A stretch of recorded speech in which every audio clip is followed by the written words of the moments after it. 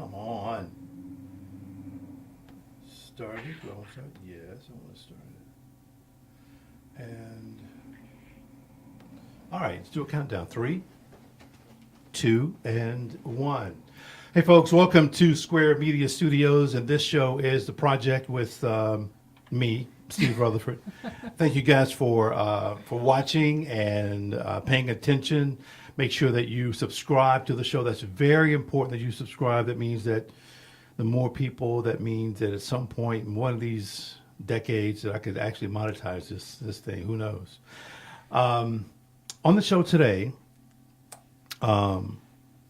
is Coach Cayme. Is it Cayme? It is. Coach Correct. Cayme. Yes. She has a resume full of just stuff, all kinds of stuff. And I'm glad she was able to kind of take the time to come here and talk about really what you do for a living. So how are you? I am good, Steve. And first of all, thank you so much for having me. You're welcome. This is a great opportunity. Well, listen, I tell everybody every show, the reason I started it is because there really wasn't a place for us to go to and just talk. Mm-hmm. You can get 90 seconds, 60 seconds on TV, on the news, or if you go to FAE or some one of the PBS stations, you might get about 10, 15 minutes.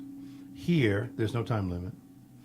You can talk about whatever you want to talk about, however long you want to talk about it. Uh-oh. Yeah, I'm just saying. You know, we may have to get another water bottle. I may have to go to the bathroom, but we're going to keep on talking about it.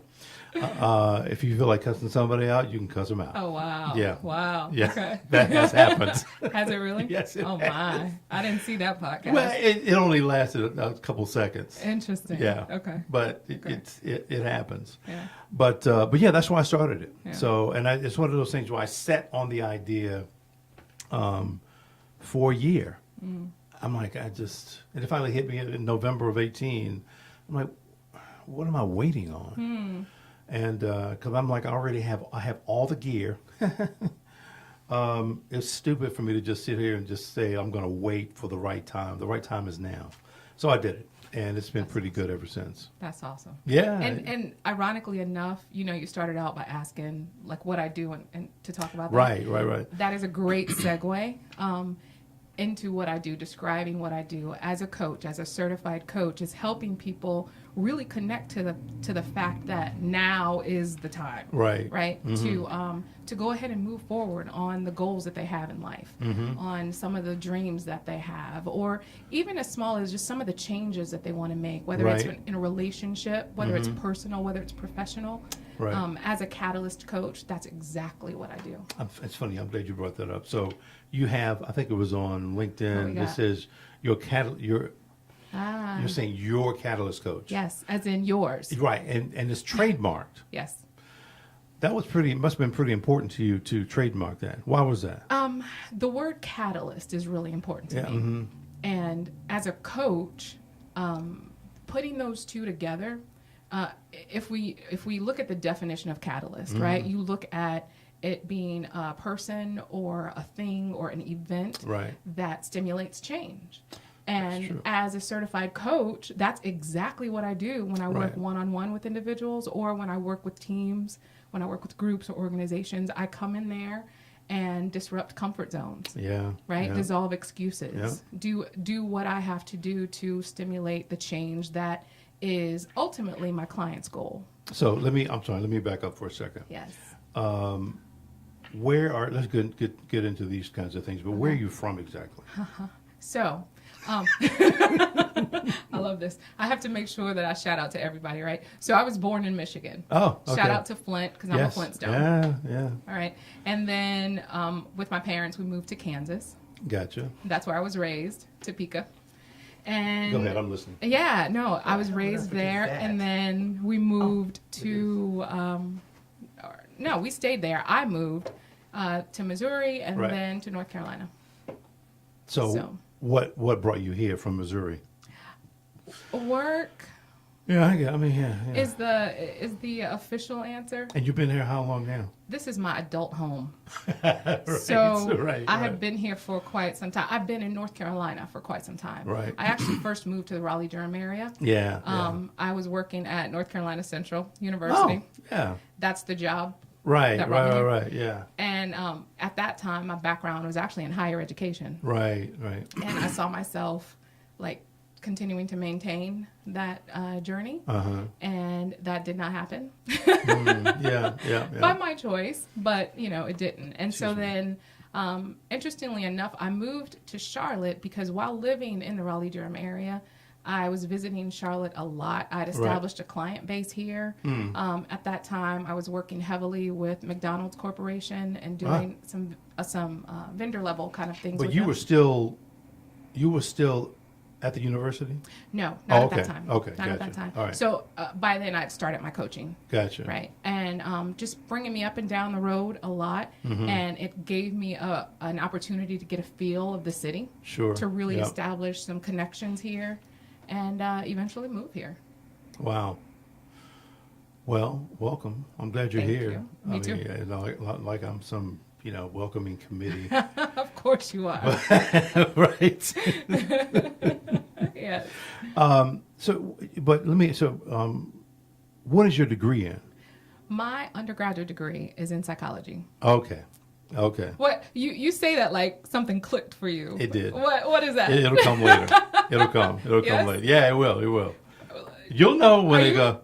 It always sounds like some Big Bang Theory. It's like, Right. boom, oh, I get it now. No, it's not like that. Okay. No. Okay. No. But why can't you don't want to share now? No. Okay. All right. So yeah, my undergrad is in psychology. Right. And then at the time I minored. This will kind of date me maybe a little bit, but I have a double minor in Spanish and minority studies. Okay. Minority studies, is what I guess would be called African American studies today, or Yeah. I don't Perhaps. know, diversity and inclusion. I don't Right, know. something like that. Yeah, in that Yep. pot. Mm-hmm. Yeah. And I thought I was going to go, ironically enough, the therapist route, Right. like counseling. Yep. And so I started master's work towards that. And it was during that time when I kind of had the epiphany to Yeah. switch tracks Yeah. and go coaching Mm-hmm. for distinct reasons. And soon I will be finishing my MBA. Oh. Yeah. So you're working on that now? Yes. Very That's why I don't nice. have any hair, right? No, I'm joking. I hear. Where are you going to school for that? Western Governors University. Western. I've heard of that. WGU. Yeah. Yep. Phenomenal program. I'm really excited about that program. Good. Yeah. Very good. So here's the next question for you. Okay. The big one. So what is a life coach? I love this question. And let me go ahead and read this to the Oh, yeah. audience, Okay. because I've kind of given it a definition here. Oh, It says a person who counsels and encourages clients on matters having to do with careers or personal challenges. Interesting. Furthermore, it says help people move forward and set personal and professional goals that will give them the life they really want. I saw that. I'm like, really? Yes. And last, it says most life coaching clients are healthy, successful people who might be a bit stuck or simply want to make a big change in their lives and want the support of their own personal coach to do so. Is that any of that true? Yeah, like all of that is true. Okay. And then there's so much more. I'm sure. Yeah. At the base of coaching, when you look at it, it really is an individual. And I'm talking about somebody who is trained and certified. Right. Let me just kind of detour off for a little bit if I Okay, can. sure. Over the recent years, coaching has become pretty sexy. Right. Right. Right. And because we are not yet governed, we don't have a governing body Right. like the therapist or Right. like the social workers, then unfortunately anybody can call themselves a coach. Right. I have seen a lot of that. Yes. A lot of that. Yes. Yeah, I'm a life coach. I'm like, really? Yeah. Hey, how are you doing? Yeah, I'm a life coach. Right. Like, I'm a relationship coach. I'm a whatever, fill in Yeah. the blank coach. Right. And it's like, okay, so tell me about your training. Right. Like that. Right. That's right. Right. Yeah. Tell me how you got certified. Tell me where that came from. And so because of that, it's been the profession, the industry has been Right. watered down. I am a professional, certified life coach. Right. And you can even take life out of it because Sure, really yeah. that just describes a specific niche. Okay. So in looking at the definition of coaching, it really is just an individual who works a specific process Okay. it's a specific process that you use when you're coaching someone to take them from point A to point B. That's just the simple definition. So if somebody had a business, I'll just say me, for instance. Yeah. And my business was not doing well. Okay. I mean, do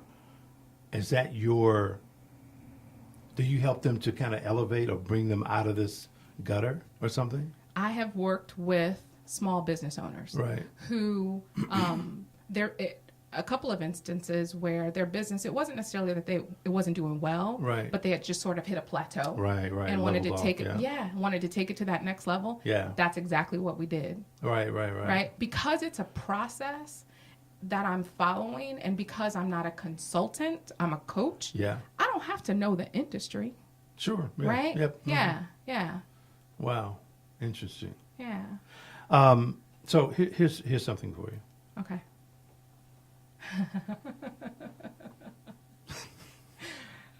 Love that. But I'm glad you bring this up. I'm glad you raise it. Talk to me. What we got on the Okay, board? this is what's on the board. All right. Life coaches aim to motivate, offer emotional support, and create confidence in their clients. Many life coaches focus on creating a new life path in order to achieve goals, whereas therapy sometimes looks into emotional resolutions to past problems in order to move forward, according to the Counseling Today.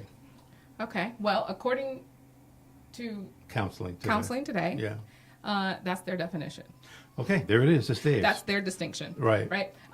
What I would offer is that coaching, again, when you get trained, when you get certified, you will learn some of the theories and the principles behind coaching Right. that are some of them are psychology, most of them are psychology based. Right. So coaching is actually considered a cognitive behavior therapy. Yep. Right? In terms of the difference between life coaching, and I just want to say this blanket, when I refer to life coaching, I'm talking about somebody who is trained. Right. Right. Sure. Okay. Yeah. So in looking at the difference between a trained certified life coach and a therapist, one of those blaring differences is that as coaches, we don't diagnose. Right. Right? Yeah. And because we don't diagnose, well, we don't treat. And that's one of the reasons why we can't get on insurance panels. Yeah, okay, yeah, Okay. makes sense, of course, yeah. Right?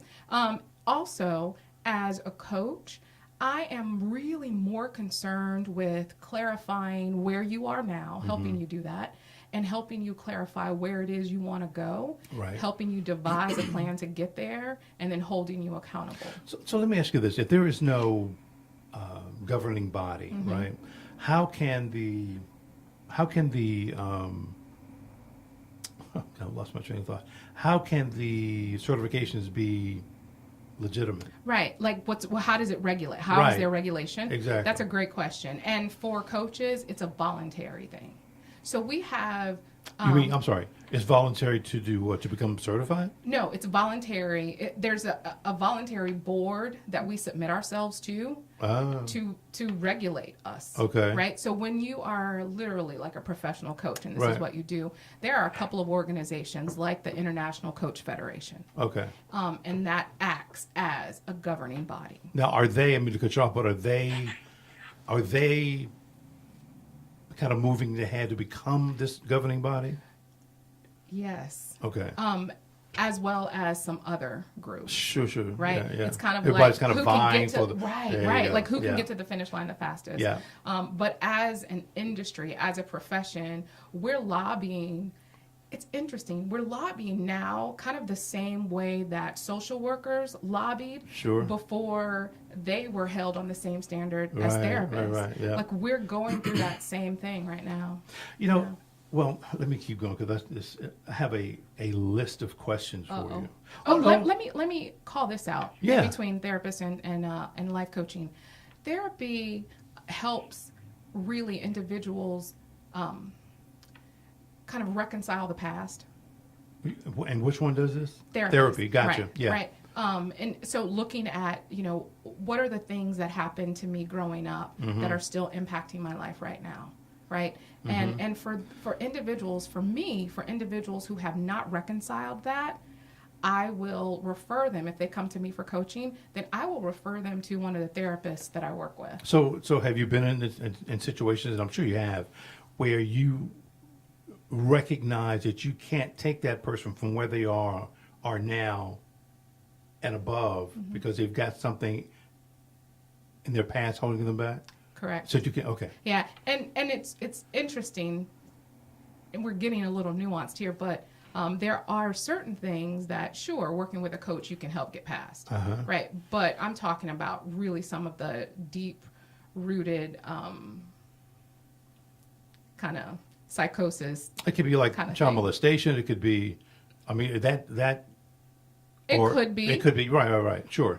Or not. It Yeah. really is individualized. Sure, yeah. Which is why it's so important that when you work with a life coach, that you really figure out what their training looked like. Right. Oh, yeah. No, I get that. I Yeah. get that. Okay. Yeah. All right. Coaching tends to focus on the present and future rather than the past. We just said that. Yeah. Coaches help people identify their goals and the obstacles they are facing. Like therapy, coaching involves guidance and support, but also places a great deal of emphasis on accountability, enabling people to do more than they might on their own. I would agree with that. So you really, in some ways, you're kind of pushing people.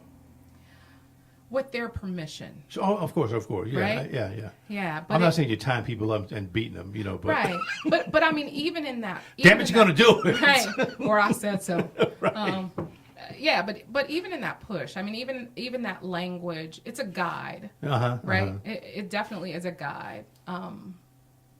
Yeah, when I think about push, I'm thinking about like really kind of forcing someone to I hear move you. forward. Yeah. Mhm. So the language matters. Yeah, I get that. I get that. And when I say push, I really mean, I don't mean physical push. Right. You're really trying to. Well, I don't care if you can say nudge. You can say encourage. You can say Yeah. Okay, I got whatever you. you want to say. I got you. You Yeah. know what I mean? Yeah. So, excuse me. But yeah, okay, I get that.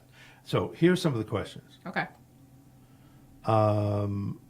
Are there various types of life coaches? So, yes. Oh, well, I'm sorry. Right. You kind of said it before. You said take life out of it. Right. So what else can you fill that I in love with? the fact that you're listening, right? It's kind of helps, right? You believe how many interviews I've been on with. Yeah. Hey, you listening to me? Right. Listen. I just said that, right?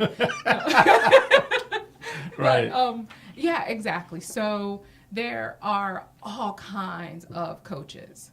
Like, because once you get trained and understand the process, Right.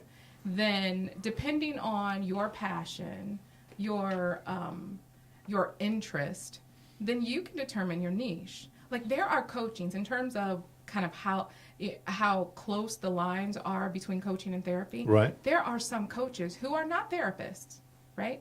Okay. But who coach on addiction. You would think that that's a therapy thing.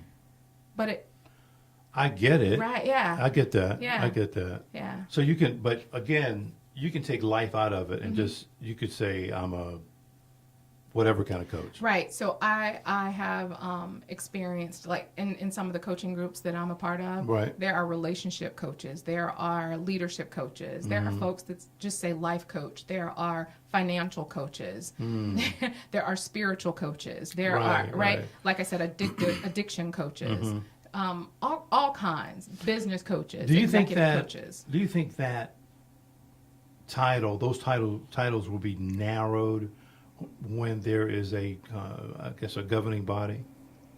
That's a great question. Yeah. Honestly, Or should they be? what I could imagine happening, Right. may or may not, is that the governing body, kind of like social work, right, will look at the training, certify the training, and then allow specialties, Because that's really Okay, what they are. yeah, makes sense. Makes right? sense. Yeah. That's really kind of what they are. Yeah. Yeah. Yeah. Wow. So can life coaches be specific in their services? I mean, you kind of said sort of maybe, but can Yeah. they be? Yeah. Like for instance, Yeah.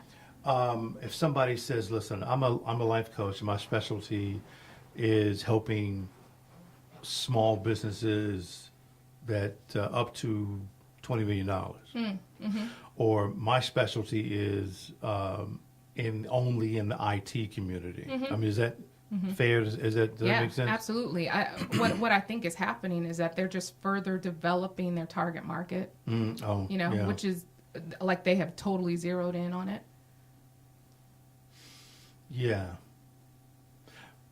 So yours, I mean, are you a broad? Is your services broad, or are they kind of narrow? What is your niche? Yeah, I can and have worked with any and everyone. Right. I just finished a stint at the end of 2018, where prior to that, I worked with everyone from politicians to, some of the guys that do our trash. Sure. From executive Sanitation to guys, yeah. right to stay-at-home moms, like everyone. And that's fine. What I am drawn to, Right. and always have, kind of two groups. One, it's that professional female Okay. who is ambitious, who is going after it, and oftentimes wants to move up in her career, Right. but doesn't really understand how to play the game, Right. Okay. right? And is in that point where she's kind of second guessing herself. Yeah. Yeah, I bet that happens a lot. it does. It's funny because I remember there was a group, this was several years ago, put together by some of the C-suite execs in Charlotte, black guys, black women too, but they wanted to get people together to show them how to get to the C-suite. I don't recall there being a life coach, but there may have been. I just wasn't privy to that. But is that the kind of thing that you can do as well? Or is that too specific? For me, it would be too specific. There's probably some things that I could add, but that's just not. At this point, I don't have to take like that's not something that I would take. But that female you're talking about that's Yeah. really going after it, really getting it. What is it that you can offer her to get there, wherever there is? Right. Steve, it's interesting. And with all of the individuals that I have worked with, when I pull them all together, here's what I have found. It's the story that we tell ourselves that keep us hung up. Yeah. Right? So what my work is, in terms of talking about a niche, it really is working with individuals to help them understand what narrative they have going on inside their head, Yeah. and showing them step by step through a formula that I developed on how to get control of that narrative, Right. figure out whether it's a narrative that serves you or not, and then if it doesn't serve you, change that narrative, right? And keep it in place, sustain it Right. until it brings about the change that you want. Got you. This kind of leads me to my other question. Do you find that people are often stuck and can't see a way out? I think it happens to all of us Right. at some time or another, right? I heard someone say it's hard to see the picture when you're in the frame. Right? Yeah. And so, for some people it is kind of having that third party, that objective point of view Right. to ask some powerful questions. Yeah. What I fundamentally believe Excuse is me. that I am not an expert in your life or in any of my clients' lives. Right? I believe that they are the expert for their life. What I can do is ask them some questions to connect them to their own power, to kind of allow those answers that have been stuck under like gunk Right. to come up. You know, I can, let me kind of reflect on myself and looking back at the longevity of this company that I've had, which was 16 years. it's still there. Like you and I were talking before we got on air, and that was the corporate company, Rutherford Right. Media. Right. It peaked probably 4 years ago. Mm-hmm. And then I had 2 major clients pull out. Hmm. They just started doing something different. Yeah. And it was difficult for me to really regain footing. I still had one more major client. Mm-hmm. Then the year later, they pulled out. Huh. Yeah, it was not pretty. Oh, excuse me. Yeah, no, that's okay. So for me, it was a lesson in, well, a lesson in life for sure. Mm-hmm. But I knew I finally got my together and said, okay, man, pull your head out and just go do whatever it is you got to do. Right. And so and that really means everything from go get a job Mm-hmm. to find something else that works. You know, you're pretty creative. You can do some things. Here's a funny thing. I had been looking for a job, excuse me, for over a year, and still looking. Nothing. Yeah. This podcast that we're doing right now came to me over a year ago. Was it November, October of 2017? Okay. It was this and a bunch of other stuff that came to me. Mm-hmm. It was one of those moments where I would have my conversation with God. Yeah. Right? I'm like, dude, come on, you need to help me out. Right. And I was fed all this information, and I got back, and I'm like, wow, I got this. I'm like, yeah. And then I sat on it. I sat on it for a year. Well, that's a lot. I started trying. I started doing some of those things. But the thing that was always in front of me Right. was the checks were not coming in. That really bothered me, Mm-hmm. as it would pretty much anybody Right. else. And so anyway, about a year later, I was sitting around, and I'm like, looked at my list of things that I wanted to do. This was certainly one of them. Mm-hmm. And I'm like, what am I waiting on? Why don't I just go ahead and do it? It's not going to cost me anything to do it. Mm. And a couple of guys said, look, Steve, just go ahead and shoot it and edit it and then put it out and see what kind of, feedback you get. I'm like, I'm just not going to do that. I'm going to go live with this thing and just see what happens. Okay. And to make this long story short, I did that, and it's been pretty damn good so far. Mm-hmm. But don't get me wrong, it's not making any money. Mm-hmm. Yeah. Right, yes. Yeah. But I've even had people call me and say, hey, man, let's talk about the whole podcast thing. I'd love to get into it, make some money doing it. I said, dude, let me tell you, you're not making any money initially. I don't know how long it's going to take you to make money, but I've been doing this only since November. I'm still not making any money, Mm-hmm. but you have to get thousands of followers before you begin to monetize it Mm-hmm. and make some kind of money with it. So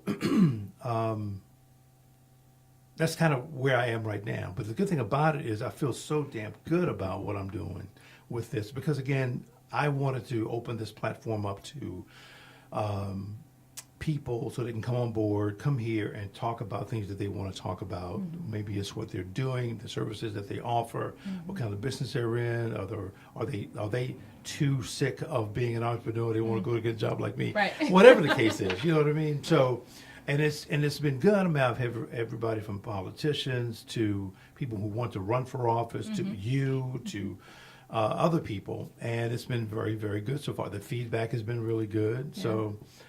From that perspective, this has worked out really, really well. But where the hell was I going with this? I'm not sure. Who knows? Yeah. Oh yeah, talking about people being stuck in yeah. in their ways. But but I found myself to be kind of stuck. But I'm beginning to kind of get out of it at this point. Yeah. And honestly, for the very first time, there's a very good prospect for a job. Okay. And I say very good because this was after a year, this was my first face-to-face interview. Okay. I'm like, oof. And so Who knew? let's say you get that job. How would it impact This? the project? Yeah. It's not. Okay. It's not. Okay. I'm not gonna take something that was given to me. I hear you, I heard you, and just let it go. Yeah. No, Is 'cause- there any way that you could do both, or? Oh, I'm going to do both. Okay, gotcha. Yeah. The one thing about the job is that it's a contract job. I think it lasts for 6 months. Okay. And then I'll continue to do this because the show is scheduled every Thursday at 7. Mm-hmm. But when there's something special like Black History or Women's History Month, I just throw everything in. I don't care when somebody can come on. I want them to come on. Awesome. And that's what I've done.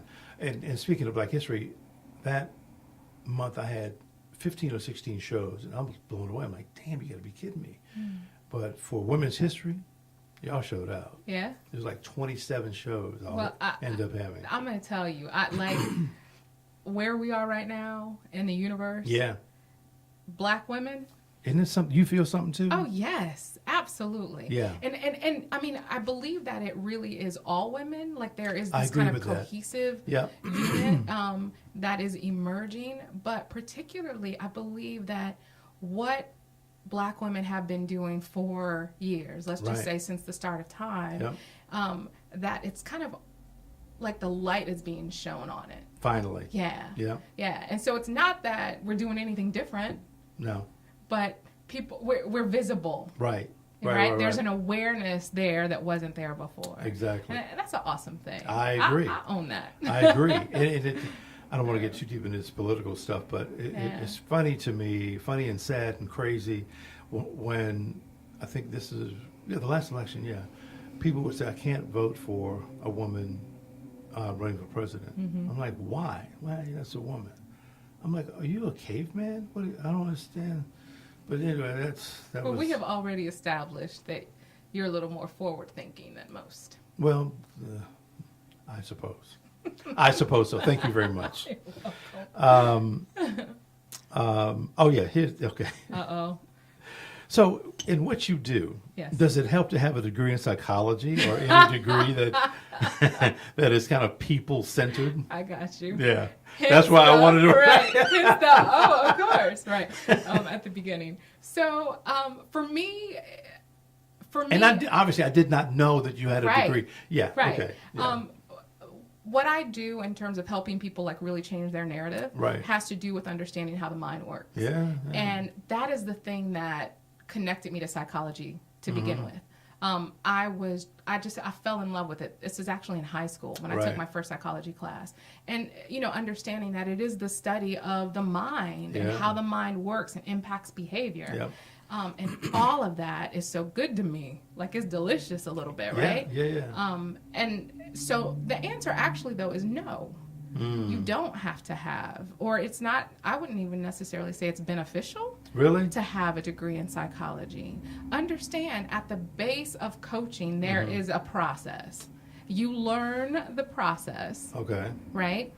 And you apply it to the individual or the team, the group. But that where do you're you learn the working with. process, though? In training. In training. Okay. Yeah. Okay. Yeah. Okay. How long is the training? It depends. I'm actually hosting a training, my first cohort, and we have our first class March 23rd. Okay. And it's going to go until August, which, a quick commercial break. I have one spot left. One spot One left, spot people. left. One. To be trained as a certified catalyst coach. So I see March until August. August. Right. And that's meeting on Saturdays. That's not every single day. Yeah. Right. Yeah. But still, that's seems like a long time. Yeah. I think it's good. Yeah, right.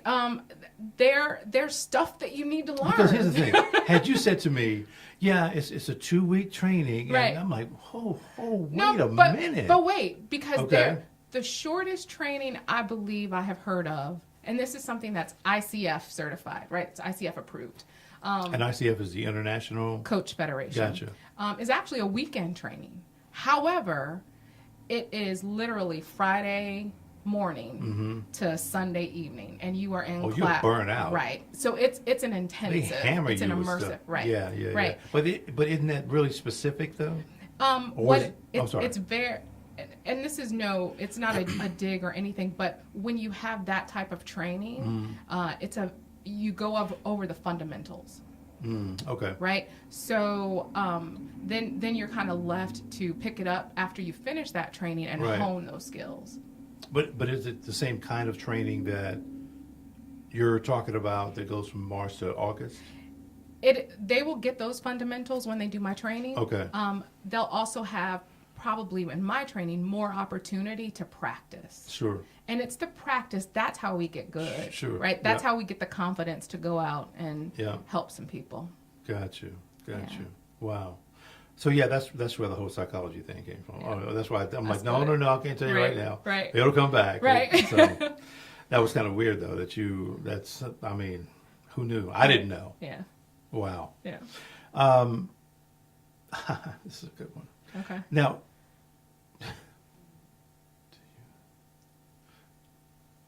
my words here are backwards as hell. Where do you get these questions from? I made them up. Okay. Do people often measure you or coaches by their level of success? Like my colleagues? Do my colleagues No, measure your me? potential clients. By my level of success? Mm-hmm. I don't know. I don't know how they would define success. Yeah, I don't know how they would see it, Right. but the reason I ask that is because sometimes people measure how good someone is based on their lifestyle. I gotcha. Mm-hmm. I gotcha. I don't know. Yeah. You know, I can't say that I've run into that or that I'm not run into that. Right. Yeah. So it's not like you have to drive or roll up in your Bentley for them to say, "Oh, wow, now she is Right. good." Yeah. However, I would like to roll up in my Bentley. Yes, I would. But no, that's not a requirement. Not a requirement to be a good coach. And the company owner saying, "Oh, damn, she's expensive." Right. Yeah, but she's good though. Right. See Wow. the Bentley? Yeah, there you go. Yeah, that's what we're paying for. That's it. Doggone it. Yeah, can everyone use or benefit from a life coach? I believe, and this I'm biased. Oh, I mean, yeah, of yeah. course, but I do believe that at some point in time in your life, absolutely.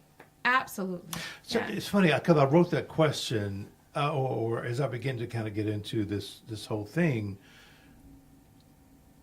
there's been, I can't tell, I would have to say almost every friend I have has run into this moment where they would say, "I'm stuck, man. I don't know how to push forward, or what should I do?" And I'm like, "Dude, hell, I don't know. I'll help you as far as I can." Right.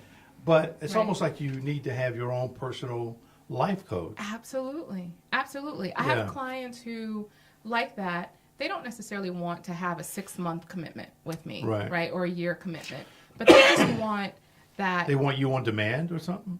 Or it's just like it's this particular issue Right. that I Oh, need help oh, working yeah, through. yeah. And for oftentimes it's like, okay, so let's carve out 90 minutes. Right. And in 90 minutes, you would be surprised how much we can get done, how much Yeah. gunk we can clear, and how people can walk away crystal clear about what they need to do to move forward. But you also find too that even when you've cleared the way for somebody, that the next day they're back at the same stop sign? Maybe not the same stop sign. Oh, okay. Probably a stop sign further up the road. Right. Okay. You know, and in that situation, and for those individuals, I do offer a 20-minute follow-up call, right? Yeah. And in that 20 minutes, it's more of, okay, so let's remind you of the tools that you have now Right, that you right. can continue to use. Again, the more I got into this, I found this to be very, on paper anyway, very beneficial. Yeah. Excuse me. Maybe you should work on developing an app, and people can buy the app and I don't know, get stuff from you. I don't know. I love that. Yeah. I love that. Write that down. I mean, you just never know. Yeah. Sometimes people, all they need is 2 minutes. Yeah, that's good. Yeah. That's good. So I will tell you my vision, and this is why I'm doing the Catalyst Coach training, is that there is a science definitely that backs coaching, right? Right. But there's also an art to it. I believe that. Yeah. You know, and when you can understand and manifest that art and science, man, you can really do some good in really helping people move forward. And so my goal is to train people in the art and science of being a catalyst coach. I get that. I Right? get that. Yeah.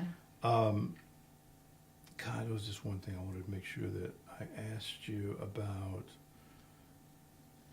This thing has been around for like 1,000 years. What's that? And then nothing but a like a ton of quotes. A book? Yeah. The Secret? Thank you. Haha. Am I good? Yeah. I will use my psychic ability. No, I'm joking. Run. Yes. That was crazy. Do it all the time. Oh, I gotta get her out of my brain, man. Get her out of my head. No. But yeah. I've read The Secret for many, many years. Yeah. But I think like most people, many people, I'm back and forth with it. I don't Okay. read it every single day. Yeah. Yeah. But what do you think about it? You think it's good? No? I think, here's what I think. I think it works. Yeah, it does. It does. Right? Regardless, it's kind of like gravity, right? Yeah. It doesn't matter whether I think it's good or not. I Right. do think it's good, but I think it works. Yeah. And I think that we are living that Yeah. out every single day. I reference the formula that I developed that Right. I teach people, and it's called Think, Speak, Do, Be, Have. Right? Mm. So it's a 5-step manifestation Right. formula. And in that formula, I show people how to get that thing Right. that The Secret talks about working for you, because it's working in your life Yeah. regardless, kind of like, like gravity. And so absolutely, yeah. You know, it's Yeah. funny. I remember watching, they had a video out some years ago. I'm sure they still have it. But they were talking about kind of what guides the secret, and everybody was talking about it's just it's a power beyond blah blah blah. It's this, it's that, and everything that they ever talked about was the this higher power. Didn't give it a name, which is great. And I've always thought that, of course, there is something much greater than myself. Yeah. Some people can call it God. Some people can call it Allah. Some people can Right. call it whatever. Yeah. The downside is that we begin to attach demands with it, and that's where we kind of screw up. And your life is, well, anyway. You think your life should be the same way, or their life should be the same as yours, which is not the truth at all. But anyway, and that's a different topic, by the way. We could. Do we need to pause and do some coaching around that? Hey, whatever you want to do. No. But no, I've always enjoyed the Secret, though, and really, there's anything like that I've enjoyed. I remember, because I say this from time to time, and anybody who's watching will say, well, "Damn, Steve, you're gonna tell that story again?" Yep, I am. But when I was in the Navy, I remember being out at sea, and the water was as smooth as glass. Of course, I'm thinking, I'm at sea. You can't see land anywhere. And I said, wow. At the time I said, God, I see you. That's how I felt. And then I was in this desert in Israel. It was a dried up river. And I kept walking, and I saw scorpions and all this stuff. But I'm like, this is the same land that a lot of these people walk that I read about in the Bible. I'm like, this is amazing. But fortunately, a lot of us don't look at life quite like that. And we begin to kind of, we want to change it. We want it to be a certain way. And but I bring all this up just to say that I think, because you've already talked about this, but I think there's this time for women that's coming right now. I can actually feel something changing, and I don't know if it's just me. I don't think it's just me, but I can feel this change coming, and I think it's going to maybe shock a lot of people. And I don't have to really say much more if you don't understand what I'm talking about. And for anybody who's watching, you can kind of get it. I had somebody say to me one time when they were watching the show, like, man, I had no idea what the hell you were talking about. I said, don't worry about it. But anyway, that's just my 2 cents on that. Did you want to make a comment on anything right now? No. Okay. I'm good. Are you good so I'm far? good, yeah. Okay. So, let's talk about this stuff. Intersectionality. Oh. Okay. We got some good stuff on the board. All right. Cool. Bring it on. First time I heard about intersectionality, Yeah. it kind of blew me away. Really? Yeah, because, historically we think about, we got to deal with racism. Okay, fine. Well, we worked on racism and it's still not working. Oh, I wonder why. Yeah. Well, here's the reason why. Yeah. Because we don't treat it for what it really is. There's too many other things involved with racism to sort out one thing and say you killed it. I got you. No. Okay. No, it doesn't work like that. So, along with racism, you have to work out everything else that goes along with that. Just like this thing says, the theory of interlocking oppressions that states that those who are most marginalized in society are those who fall under multiple forms of minority social stratification. Okay. Yeah. That's a lot of shit that comes with it. Yeah. I mean, it's just a lot. And it's, anyway. I mean, had you heard of that before? Yes. I have dabbled in diversity and inclusion work in my past. And so that has been brought up a lot.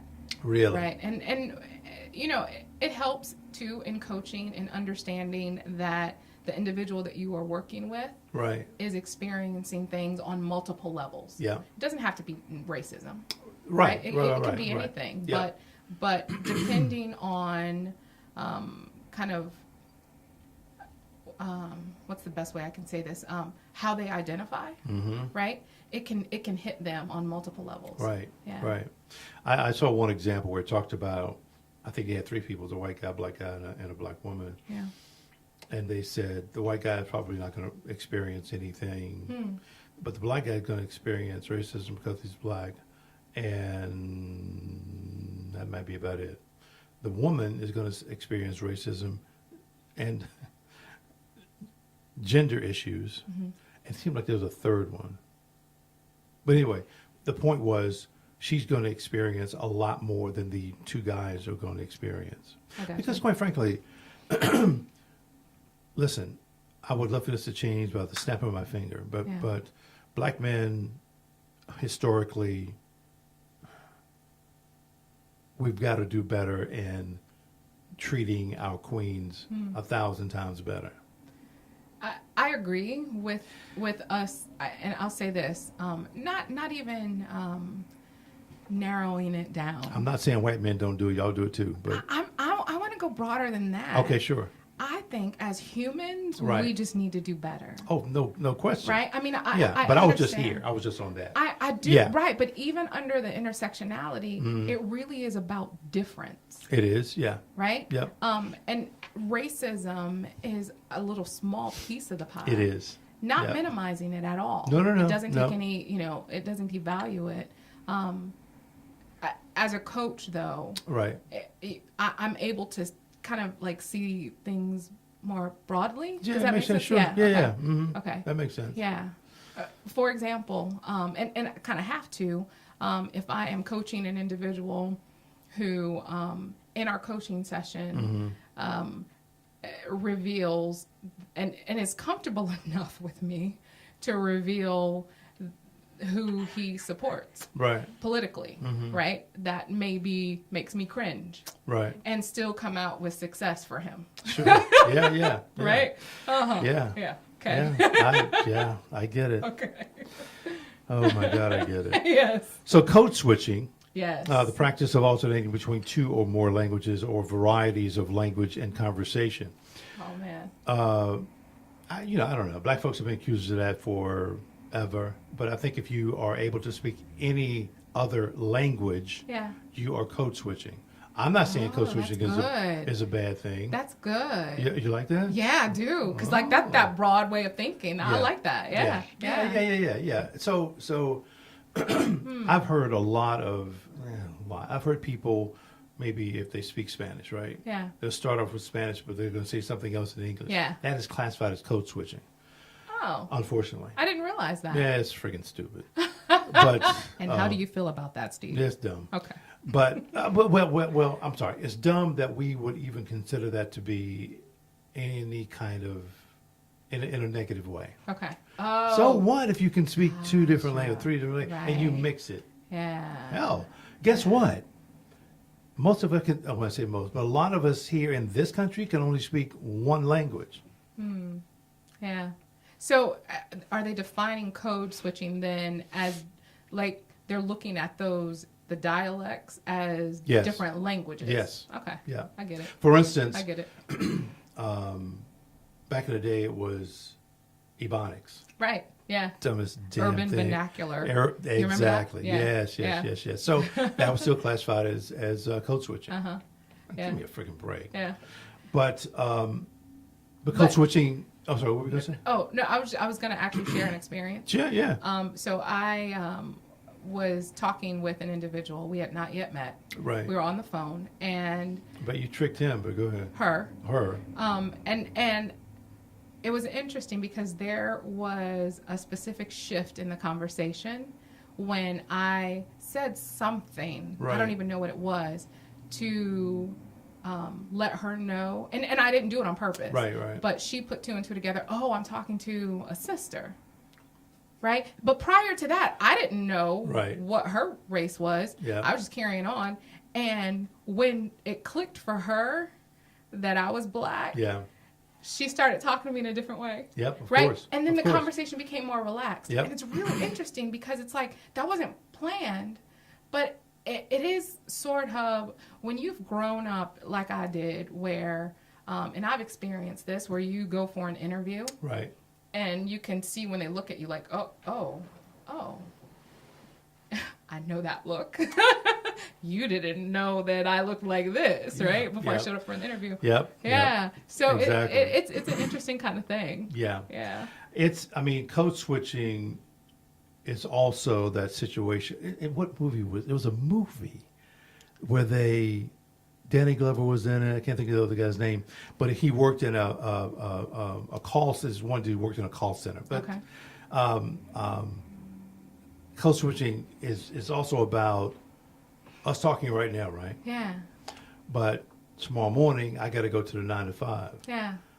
I'm not going to talk like this. My speech is going to be a little bit more curved towards the white side. So it's interesting. I was waiting to see how you were going to describe that switch. Yeah. Okay. So that's how you would describe it. Yeah. And I think when we I don't do that personally. Right. Right. But I think that when we as a society Right. make those types of definitions, we take away our own power. Oh, for sure. Right? Yeah. And we push ourselves back even further. Right. And we make it harder for the young kids coming up. Yeah. Because we are supporting this thinking that black looks like this, and it's a negative Right. connotation, Yeah. and that white looks like this, and it's a positive connotation. And in the work that I do in helping people get rid of those narratives, Yeah. a lot of that stuff is rooted in those messages that they received growing up. Yep. You Yep. know? Yeah. But a lot of that too now is it actually came from. I remember hearing these comments. I would go somewhere, talk to someone on the phone, go somewhere, it's like, wow, I did not know you were black. Right, totally. Yeah, I'm black. Mm-hmm, And somebody would say, I got to go to work, and they would tell somebody, or somebody would tell them, listen, we have to go to this meeting. mm-hmm. I'm not trying to be negative or anything, but Right. try not to use your black voice. Like that was said out loud? Yeah, Ooh, not to me. right. Yeah, but Wow. but that's what is this now? Code switching. Have you seen the movie The Green Book? No, not Oh yet. my gosh. Not yet. Okay, so in the movie The Green Book, the main character is an African American man who, Right. the singer, and he has this white driver. Yep. And it's interesting because they have this relationship where once they're on the road, the guy, and I forgot the singer's name. Oh, you mean Marshall Ali? Yes. Yeah. Right. So his He character, plays the piano. his character tells the guy, his white driver, he's like, okay, where we're getting ready to go, you're going to need to change the way you talk. Right. It was totally reversed. Right. Right. Completely reversed. Right. Yeah. And here's what you saw.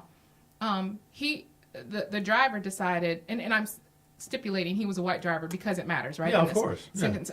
So he decided, no, I'm not changing.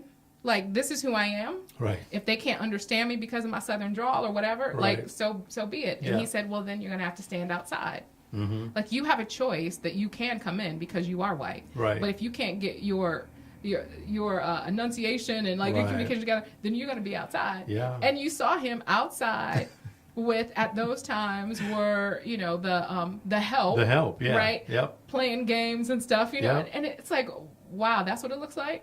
Yeah. And I think actually he was from New Jersey or something. Right. Right. That's right. Yeah. That's right. Yeah. But no, I With Italian kind exactly. of. Yeah. That's That's right. exactly right. Yeah.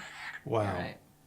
So, double consciousness, that came from W.B. Du Bois. And this is very true as well. He's talking about feeling as though your identity is divided into several parts, making it difficult or impossible to have one unified identity. Again, it goes along with code switching. When you go from home into the office, now you're a different person. And your body, your brain is trying to figure out, which person am I really? I can only imagine that for a coach, it's like, I can't teach people stuff like that. So I got to break you out of it. But go ahead. what I offer really is that thinking, that double consciousness, Right. that we even have the ability to compartmentalize and divide ourselves up like that. Yeah. God, Because we had to. But even when we had to, we couldn't. It's not real. No, it's right, not of something course. we can It's really contrived, do. yeah. Right. And so again, I believe that from the standpoint of really pushing people, your word, right? Getting people, supporting people, guiding people to Sure. where they want to be. Yeah. That hurts Mm-hmm. more than it helps. That Of kind of course. thought process. Yeah. Well, the thing of it is, though,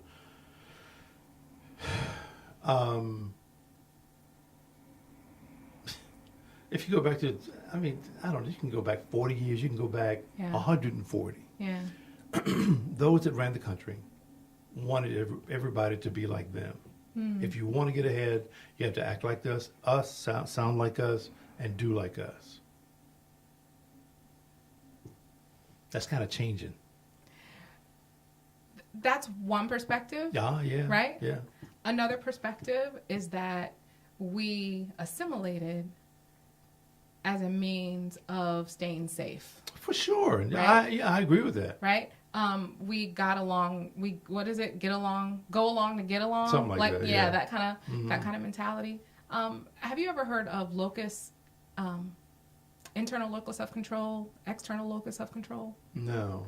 So I work with clients in helping them understand the difference between the two. Okay. Internal locus of control and external locus, I'm saying LOCUS, Sure. of control. Imagine an individual, right? And how I draw it is you have like a stick figure, Right. and then you put a circle around the stick figure. And someone with an external locus of control believes that everything outside of that circle, which is their world, Right. has more power and impacts their world in a way that they cannot control. Okay. Black folks. Okay. That's that's external locus of Gotcha. control. Right. Internal locus of control, same picture, Right. stick figure, circle around it, but that individual with internal locus of control really believes that regardless of what their world looks like outside of their power, Yeah. they have the power to impact their world. Right. It's a mind thing, Oh, right? It's a I mindset. agree. Yeah, I agree. And I just imagine, and I think this is one of the things that fires me up Right. as a coach, is working with individuals, groups, teams, whatever, and getting them to shift from external locus to internal locus. Right. Like it's kind of like that each one reach one. Yeah. You know, because when you make that shift, then you're impacting the next person. Sure. Who is impacting the next person. Yeah. Right? Yeah. It's just absolutely, it's amazing. Mm-hmm. It's amazing. There's one thing I forgot to put up here, and I'll What's just. It's called epigenetics. Uh-huh. Are you familiar with that? Vaguely. I understand it as, and you correct me if I'm wrong, kind of like what the impact that the environment has on us physically, on our like on what manifests in our life. Kind of, sort of. Okay. It's more so about the environment, external environment. Mm-hmm. Yeah. How it changes a society over time. So when you say the external environment, can you Mm-hmm. qualify that for me? Not really. Okay. And let me just say this too. Epigenetics was, I heard it for the first time on the show. This guy Eli Davis came on the show. He was talking about it, and when he was so deep with it, I said, "Stop for a second. Stop. You're going down so far that I can't even understand what the hell you're talking about." Okay. He was that deep with it, Yeah. you know. But epigenetics is he said, Steve, have you ever wondered, have you ever heard the question, why do we act the way that we act? I said, yeah. He said, epigenetics is why. Okay, so wait, let me pause you Yes. so that I can have a clear understanding. Yeah. When you say why do we act Black the way? black folks. Okay. Yeah. So why And white folks too. Okay. But in what context? And Because that's a general, like that's a pretty Yeah. broad question, Yeah. right? Yeah, it is. Why do we act the way we And act? I started not to bring this up for this reason. But it's a very, very good topic. And I got to try to have him back here to talk about it. Uh-huh. But epigenetics, from what I know, deals with continued, like in the case of slavery, which Okay. went on for hundreds of years. Right. So if somebody is subject to that type of treatment over centuries, Right. they're going to be that way for a very, very long time Okay. because their DNA now has been tagged. So you're talking about an environment impacting on the DNA level. That's what I said. And It may Get have. in, I'm get in. sorry. If so, no. you just clicked for me. It's all right, right, it's all right. But it's just a deep topic. It is. It's very, very deep. And what I hear you saying though is that DNA, Yeah. like that change in the DNA, is then passed down. Exactly. Yes, it is. So I would push back. Okay. Right? Push back. Go ahead. Because if that is the case, Right. then as an individual, how do I have the power to change that? You do have the power to change it. It doesn't. My DNA? Well, let me just say this. From what I know now, Yeah. it didn't. The DNA wasn't. Everybody's DNA wasn't tagged the same. So who does the tagging? How does the DNA get tagged? Look, I don't know about all that. Right? What I do agree with is that same situation, Right, let's right. take, right? Slavery, is that the mindset gets passed down. Where I would push back is that the DNA changes. Right. I could be completely wrong, Right. but I do think that the mindset changes and that mindset gets passed down. You know what I'd like to do though? Yeah. Is bring you back along with Eli. Interesting. That That would be an interesting conversation. No, but I'm serious. Yeah. Because I going to that internal and external locus of control, Yeah. if you're telling me that because of my ancestors, right, I am forced to live a certain way because of DNA that's been passed down, Yeah. then that means that I'm external locus of control. I have no control to change. something like By that. experience, Right. I know that not to be true. Yeah. I'm not saying. Well, no one is saying that it can't be broken. But It takes time to break it. but we're talking DNA. Yeah, I know. So Well, but wait, let me back up. okay. We're talking.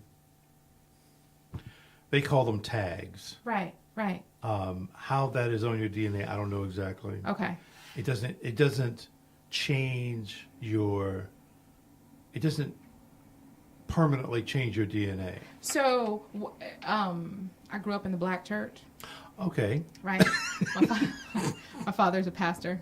Okay. He's actually a chaplain of the Senate in Topeka. Oh. Real conservative. Right. And it kind of sounds like the language that I heard growing up of generational curses. Oh, yeah. That's yeah, what that yeah, sounds yeah, like to yeah, me, yeah, right? Yeah. Yeah. Yep. Yep. Yeah. I see where you're coming from too, but I get that. You know? Well, let me do this. Yeah. Let me try to get him back, and I want you to come back. Oh my. Okay. It's gonna be interesting. Yeah. Yeah. It's a deep conversation, deep topic, but we'll certainly talk about that. So here's a lighter topic. What do you think about this political climate that we're in? That's a lighter topic. Love that. What do I think about the climate? You know, really, I do think that I've got my own personal, Yeah. right? Feelings, thought process. I think at the end of the day, Yeah. it doesn't matter who's in office. Yeah. If you want your life to look a certain way, then it is up to you to go and get after it. Right. I think that there is always going to be something. Right. And, I agree with that. You know, and when we, period. Yeah, that's fine. That's fine. Yeah. That's fine. Yeah. So Black Lives Matter, Me Too, time's up. Man, really? Yeah. Okay. And what's your question? The question is, do you think those organizations are viable? Have they done anything? Are they good? Should they continue to be around? Oh, wow. I really believe that you are talking about a group of individuals who have chosen to address issues, and they're issues that we have been dealing with for some time. Right. Right? We can always get into whether or not one group is addressing the issue Right. the way we want them to address it. Sure. Yeah. But the fact of the matter is that they chose to, and I'm just going to say, like, connect with their power. They Right. chose to own their power and bring awareness, more awareness. I got you. Yeah. This is lighter. Okay, good. Yeah. What's your favorite my restaurant? Favorite restaurant? Dang. What's my favorite restaurant? Ooh, what's my favorite restaurant? Yeah, I don't know. I love food. You're a foodie. Okay. Oh man, I love good food.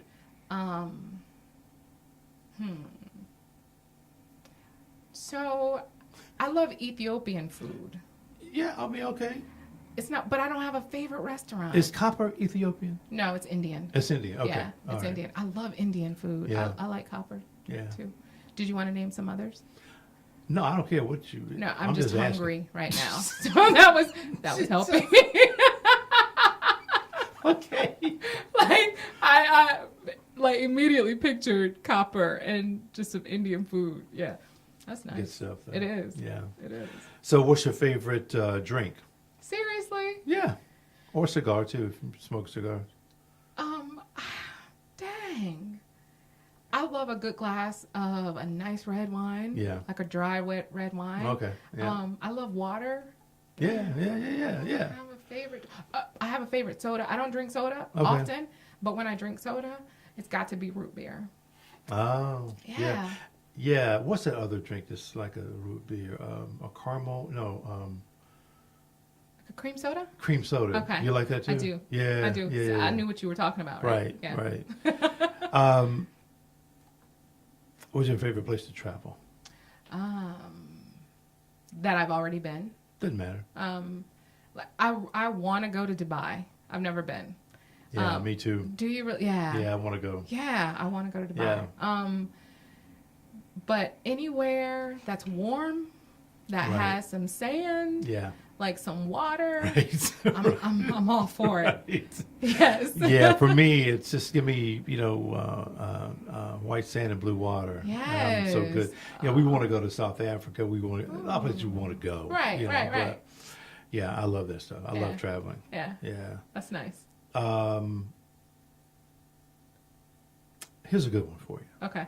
What or who is God? Why is that a good one for me? I'm curious. In general, I think it's a good question. for Oh, you. okay, because you said, here's a good one for you. Yeah, Like, for me. yeah. Okay. You little heathen. Go ahead. I'm kidding. I'm kidding. I'm kidding. Gotta watch you, man. What or who Yeah. is God? Uh-huh. To me, like, how do I define it? Yeah. Okay. Oh. I believe that God is both outside of us as well as in us. Okay. I believe that God is source. I believe that God is energy, that God is a spirit. I believe that God connects us. Right. I believe that that God is that light, that all-knowing. Oh yeah. You know, and that there is so much of God that we connect to, Right. and then so much more that we have no clue about. Oh, absolutely.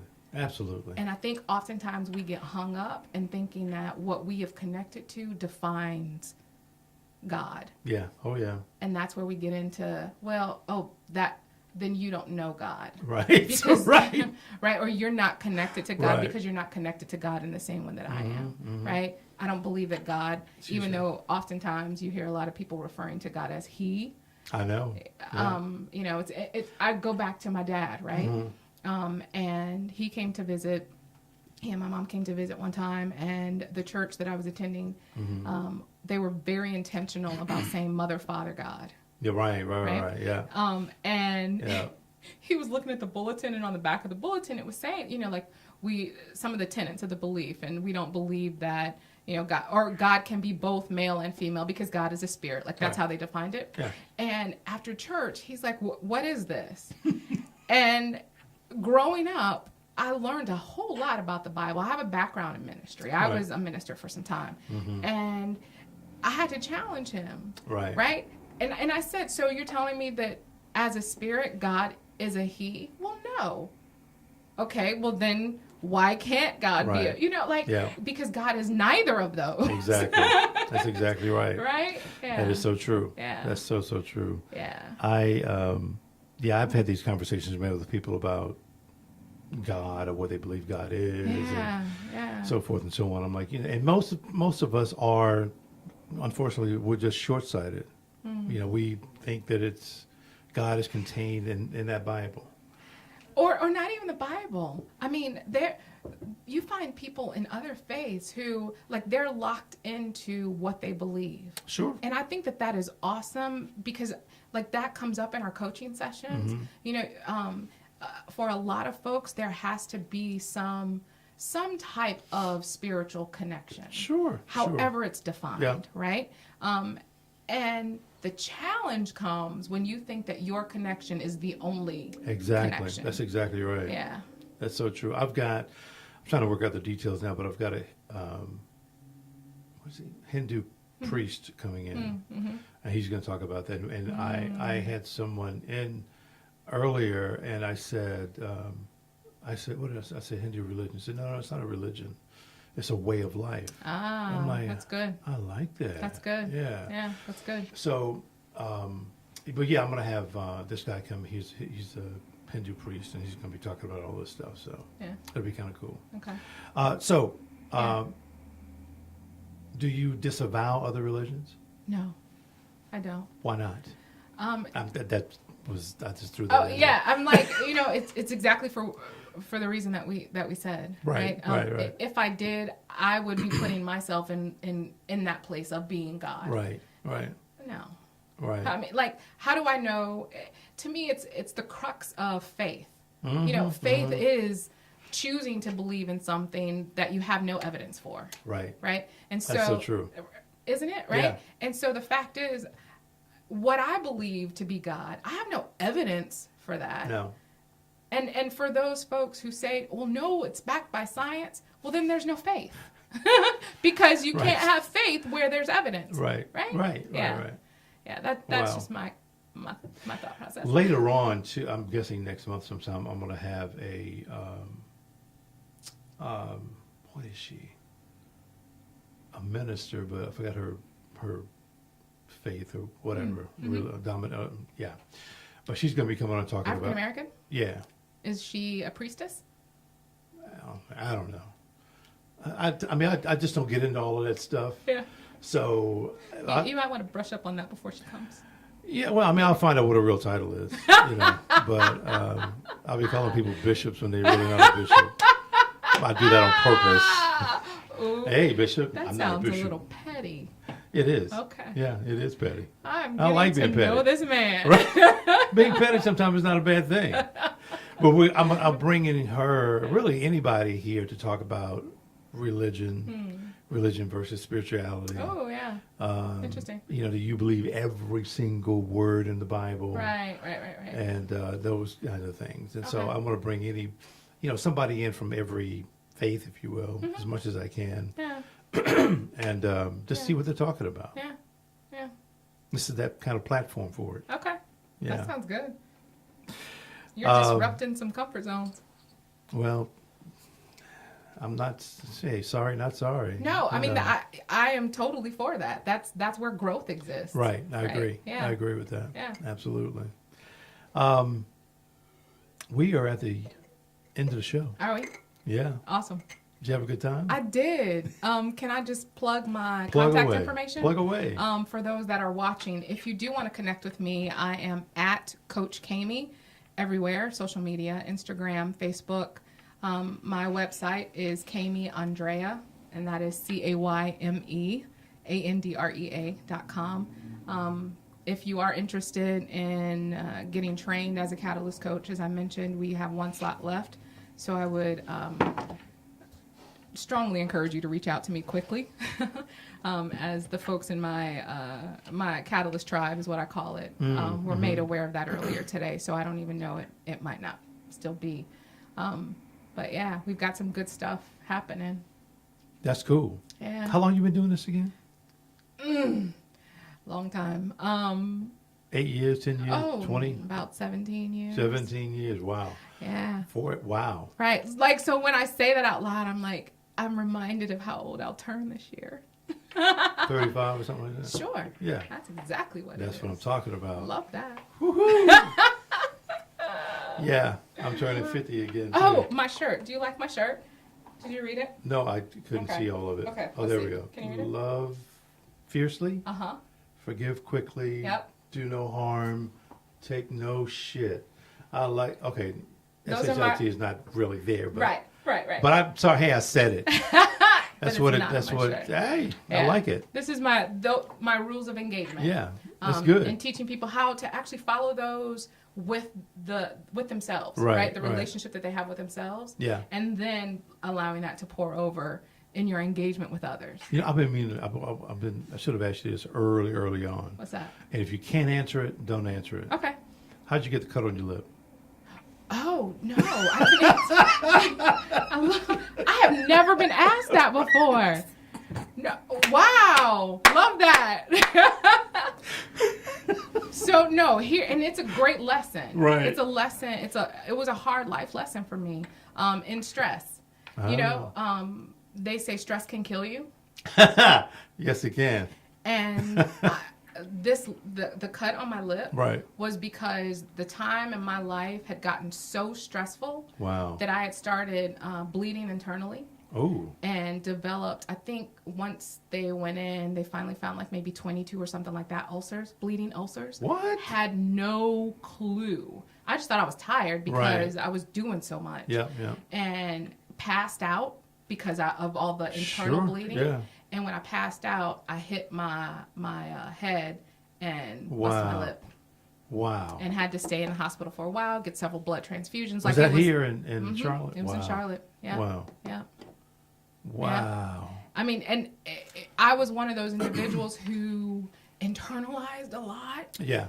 And so I put on a happy face, Right, right? of Because course. I was like, I'm a recovering people pleaser. Yeah. And I wanted everybody else to be okay. And I wanted everybody to think I was okay. Of course. Yeah. And that, like, now I'm like, this, I'm so glad, is a reminder, chick, get your stuff together. Right. It is okay. Right. Do no harm and take no shit, right?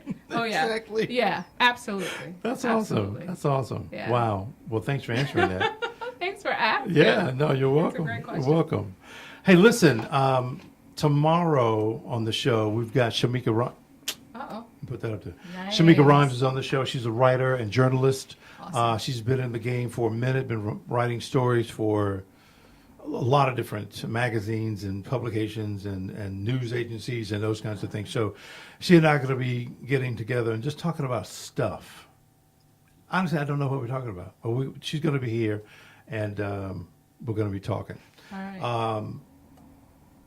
Not the following week, but for the rest of the week, that's what the week kind of looks like. That's everybody that's going to be on the show. And Kelly's coming. yeah. Awesome. Yeah. Awesome. But on Wednesday, Shane Maynor and Marquise Love will be here. As I put it on there, I said, let us say a few things about women's empowerment, Black Lives Matter, Time's Up, Me Too movement, and all that. And remember, I'm an artist, and I'm sensitive about my shit. They're going to be here. Then Thursday at 2 p.m., because typically we have the show at 7 p.m., Mm-hmm. but Roshonda Pratt is coming here. She's going to be here at 2. She's coming here from Columbia, so she couldn't be here at 7. So I said, sure. She and I worked together when we were at the NBC affiliate here in Charlotte. She was a producer. I was a reporter. But she's talking about, and you said this, but she's talking about the power of visibility. When you said that, I'm like, damn, look at that. Look at that. Anyway, why is it important for women, and how did you find your voice? She's going to be talking about that, and Good stuff. that's going to be a great conversation. Yeah. Corinne Mack is here on Thursday evening at 7. She's the president of the NAACP in Charlotte. I thought I recognized that name. And but she wants to also talk about mental health. Here's the thing: I've had people talk on the show talk about mental health before. Some people may say, "Well, you've already talked about it. Why do you want to talk about it?" Well, because it's never talked about enough. Hell, life coach is not talked about enough, to be honest with you. But I think if people continue to talk about mental health and those things, Yeah. it kind of gets the word out there. But she's Yeah. going to be here talking about that and the NAACP, Black Lives Matter, Moral Mondays, those kinds of things. Nice. Then on Friday, Kelly Carboni Woods is here with Christy Ross Lee, and they're going to be talking about race-based trauma, yoga as a healing method, and need for community healing spaces. So it's a good week. Yeah. It's a good week of people coming in and Yeah. talking about things. Yeah, it is. I'm very happy about that. That's good. Yeah. You're doing the doggone thing. Well, thank you very much. I Yeah. appreciate that. Yes. Also, I'm looking for a host of which you and I will be talking about. Right. For 3 different shows. One is a gamer show, so anybody who's heavy into gaming. And I don't mean somebody who can just get the controller and really work a game, but you have to know about the industry, because we have to give parents tips on certain games, those kinds of things. Socio family-based show. That's a show that's called Caregiver. And if you've ever been a caregiver for a loved one, it is a massive undertaking. So I'm looking for someone with hopefully a degree in social work or something like that we can talk about it. The news commentary-based show is a show that it's not about I don't care about. I'm sorry, I shouldn't say I don't care. The fire at the apartment complex. Okay, I hate that it happened, but I'm not talking about that. Yeah. We're talking about systemic issues. We're talking about big things that are going on. And we're going to have probably 2 or 3 guests at the same time on the show. But it's going to be on a kind of a news platform. So those are the 3 shows. One last thing I got to talk about is the podcast rentals. That they're actually going pretty well. I've been kind of surprised at the phone calls we've been getting. Nice. But if you want to have your own podcast show, you don't want to fork out the money for the gear, you can come here to do your own podcast show. $10 you can't beat those prices. I agree. I mean, really. I'll go back to it. Yeah.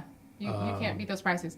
I will just say I have in coaching have talked to There so we go. many different individuals Right. who want to gain visibility or want to have a podcast, like want to Yeah. do. And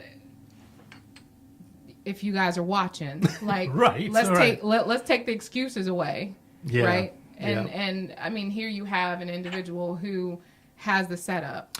Yeah, the setup is here. Yeah. There's listen, we do this for a living, as you can see. It's amazing. But if it's just an audio podcast you want, we can do that. If you want the streaming portion, we can do that. So it kind of runs the gamut. We have a single station, double station, and a multi-station. This is the multi-station right here. Amazing. This is good. So, but again, we can do it. We can do that right here. Folks, that is the end of the show. Awesome. I'm sorry we didn't have a chance to do call-ins. I apologize for those We never of you. mentioned it, did we? We did. No, we I mean, didn't. yeah. So Ah. I want to say I'm sorry because Well, I put it out there that it would be did you? possible. I did. Yeah. I did. So I'm reach out to me Right. and maybe we can do another podcast and do. Yeah. Listen, Figure it out. This is your first time here, but it's not Yes. your last time. I love it. Thank you. I appreciate that. Yeah, it's not a problem at all. Okay. Not a problem. So let me go ahead and cut this stream if I can get to it. Where'd it go? There we go.